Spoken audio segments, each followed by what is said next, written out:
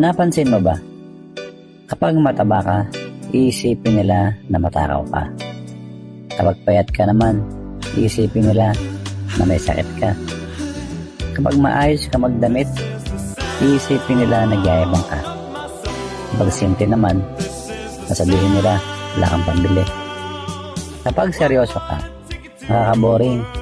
Kapag funny ka naman, iisipin nila na immature ka. Kapag single ka, iisipin nila malungkot ka. Kapag successful ka, iisipin nila na mayabang ka. Kapag naghihirap ka naman, iisipin nila na tamad ka. Ano man ang gawin mo sa buhay, meron at meron masasabi ang mga tao sa paligid mo. Kaya gawin mo kung ano yung nagpapasaya sa'yo.